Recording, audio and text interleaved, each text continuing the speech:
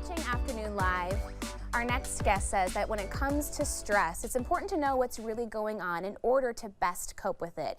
Here to share more, we welcome the author of Unblank Your Stress, Using Science to Cope with Distress and Embrace Excitement, Dr. Faith G. Harper. Great to meet you. Thanks for joining us. Thank you for having me. We can't mention the full name of the book. It's naughty. On daytime TV, but it's very fun. You have a great voice and perspective on using science but making it relatable to us. How did you go down this rabbit hole of studying stress in the first place? Well, I had written other books, and stress is part of everything. We're all dealing with it, and I was kind of mentioning it in certain books and realized that people really had a deep need to have more information in that regard. And I like my books to be very clear, because I found that people are really interested in the science. I don't have dumb readers, they really want to know, but it needs to be expressed in this clear way. And the research around stress to me was fascinating, so I really liked being able to do a deep dive and share that with people. There's science and history there, but you explain it in a way that makes a lot of sense, and you also offer tools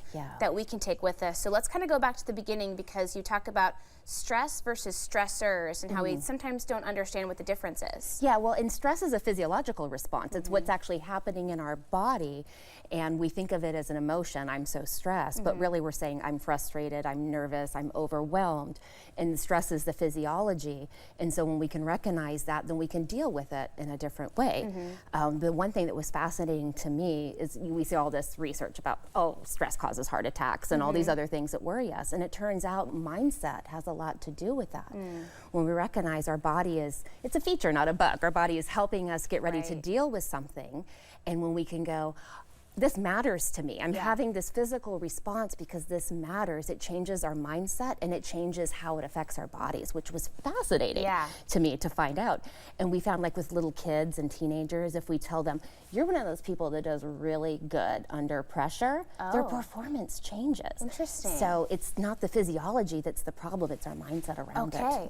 And there's different kinds of stress, and you break them down into all different categories. Can you explain some of the differences? Yeah, and I talked about, stressors, because anything can be a stressor. It can be, I'm stuck in traffic and I'm running late to pick up my kids, or it can be, I lost my job, and so being able to think about stress in those terms, which helps us deal with the overwhelm of putting it in the place that it belongs, is really helpful too. So I talk about, physical stressors versus mental health stressors and those kinds of things, so people can really understand in a deeper way what's going on with them. Yeah, and you mentioned kind of little things versus big, but the little things can pile up, right? Absolutely. And if we're not adequately coping in the moment, that can lead to a bigger issue. Yeah.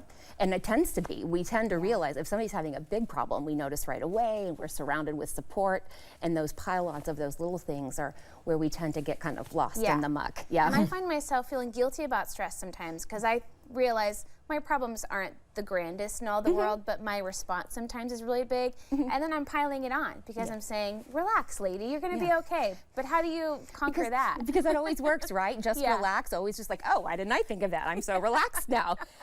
And just realizing, okay, today is a rough day. What do I need to do for myself? What would help? Giving ourselves a break and realizing that we're having a physical response. Our body's trying to give us energy to deal with the problem. And that's been one of the biggest things for me, of recognizing that. And then, we talk about the self-care, everyone, do a yoga, drink your matcha, but finding those things that really support us. I'm very protective of my sleep, as an example. Those kinds of things make an enormous difference too, so that we can then operate at our full capacity. Yeah, what are some other tools that you recommend? Kind of the end of the book is, okay, here's how we move forward. What are some great bullet points you can share with us? I mean, I'm one of those terrible people. This is eat right and exercise. It's true, but it's we true. Have to be reminded. And I notice that if I'm not doing those things, it makes an enormous difference and impact on me. But it's also about finding the thing that works for you. I do love yoga. I happen to be a yoga teacher. My son's not going to do yoga. Okay. But he's a weightlifter and a boxer and those kinds of things. So it's about finding what's right for us versus what's prescribed to you from a book.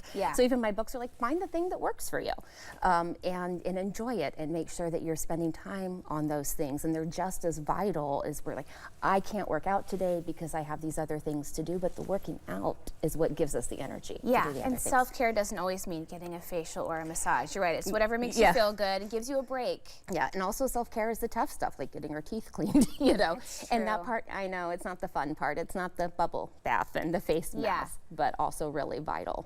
It all connects to each other, making sure that we're taken care of top to bottom makes us in better shape to tackle life's problems. Yeah.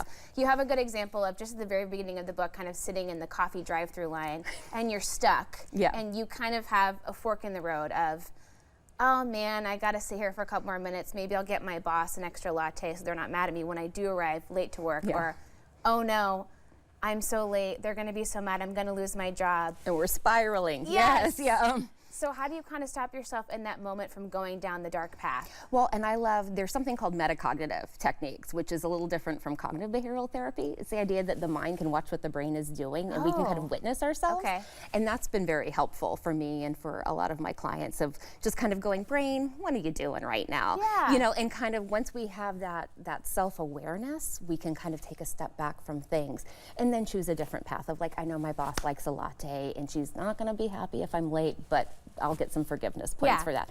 And I might as well listen to my podcast. I'm stuck, you know, and I can't change the situation I'm in. Right, so I can spiral and, you know, start producing all these chemicals and go in with a headache and a bad mood. Yeah. Or I can do the best that I can do. Yeah, I love that. Okay, very meditative. I'm going to think about that. Notice my own thoughts. Yes. Thank you so much for Thank you for joining having us me. today. We want to tell everybody Dr. Faith has a book event tomorrow at 3 p.m. at Powell City of Books on 10th and West Burnside. We'll have all the details on our website. The book again is Unblank Your Stress, and we'll have more information about the book and Dr. Faith on our website at katu.com. We'll be right back with more Afternoon Live right after this.